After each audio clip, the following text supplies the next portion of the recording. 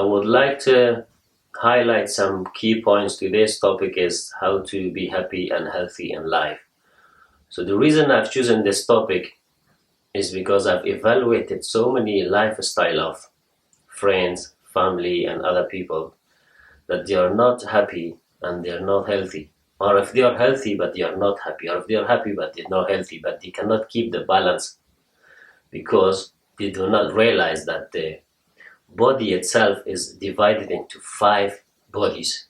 The first one is the physical body, which structure bone, heart, lungs, and digestive system makes the physical body. But the second part is the biochemical body, which is to do with your nutrition and food and environment. And the third one is the intellectual body. So each one is interconnected to each other. And the fourth one will be the emotional body, which is the psychology side of it and behavior of human beings.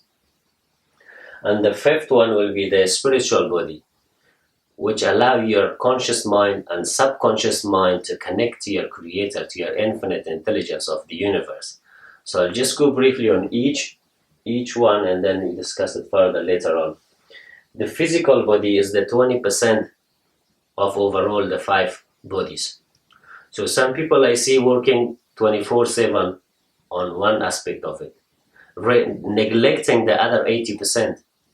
So what they need to do, they need to consider the balance and moderation in life in order to be happy and healthy. So the physical education or the going to gym, doing exercise on a regular basis, on a daily routine, that's perfect. That will make your body healthy and happier. But at the same time, you need to understand that they move on the second part of it, which is the biochemical. The biochemical is to do with the food you eat. We are what we eat. And the stomach must be divided into 3 parts. The first part, which is the foundation, which is water. And the second part is food. And the third one, need to keep some space for the air to breathe in and out. This already been prescribed by our Prophet Muhammad, peace be upon him, that we need divided by 3. We all made up of water, so therefore the water is the main source of life. So we need to avoid constipation or any other problems. So therefore we need to have water before we eat, before we do anything else. Water is the source of life.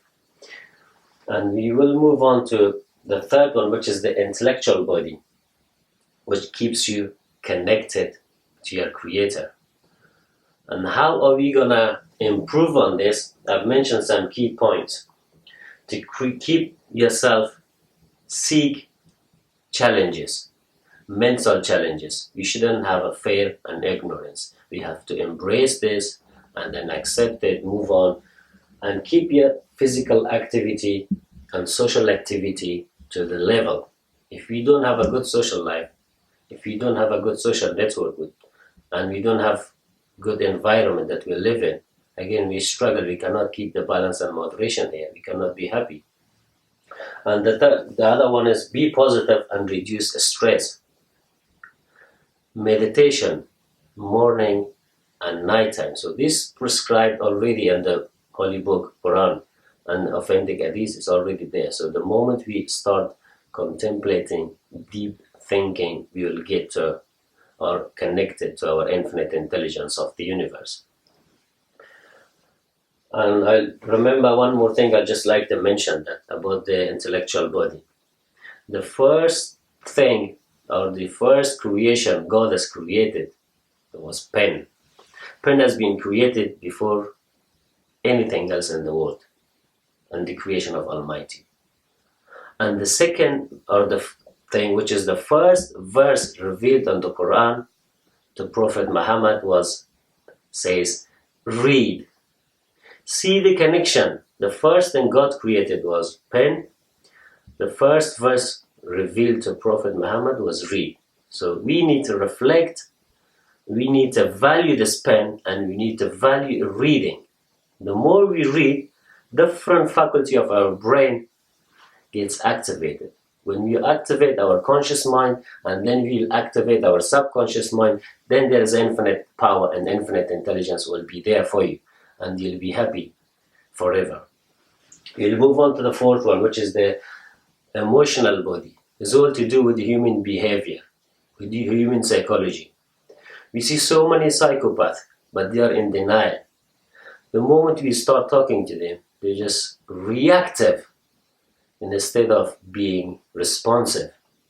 The moment you discuss something, they react to that. So that means a sign of psycho. They don't agree with that. They don't embrace that. That's why they are struggling. That's why they are not happy. If they go to work, they always complain. They go home, they always complain. They go to with friends, they always complain. So the moment you start complaining, you're not content, then that's sign of psychopath. So we need to understand, embrace, and move on. And the fifth one is the spiritual body. Again, how can we connect with our Creator? Again, we'll come back to that as well. Fasting will help with the spiritual level. As I mentioned before, the praying, meditation in the morning, 5 o'clock, has been prescribed for us. Or this, even a few minutes or 1 or 2 hours or up and down, it doesn't make that huge difference. But there is a key, morning and night. And everything has been investigated. Research shows that the best time is morning to study, to contemplate, to read, to pray, to go to a gym. Anything you do, you need to have this in the morning. Or in the evening, this is another bonus, you have it. So far we need to connect. But the fasting will help us. The more you fast, your subconscious mind will activate itself. It will seek challenge, it will grow. That is the time your mind, your brain will grow. And then you contemplate through supplication and you connect to your Creator, Provider, Protector, Sustainer, Nourisher, and Cherisher. And another sign of happiness is charity. The more you give, the more you receive. Most people think that if I give, I'll get poor, but it doesn't work like that. So the moment you give charity, not necessarily you give money. A smile is a charity. Whatever you know, the knowledge that you share to others is a charity, sign of charity. So therefore, we need to be happy and make others happy. We as a human being are responsible for this environment, for other human beings, to protect them. And also we need to keep the man-made law aside where we need it, but mainly, which is the foundation of human, which is the manual of human being, is the God's law, which is the authentic book, Quran and Hadith. If we go the straight path, we're not gonna go astray, or we're not gonna bring any innovation to authentic Hadith or the Quran. And coming back to balance of moderation, and which is the Islam is totally compatible with human nature. I've got some key points I'm referring to.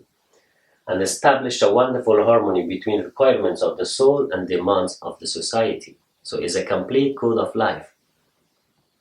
According to Imam Ghazali, the nature of Islam links with the universe and life, human and its behavior. So everything is interconnected.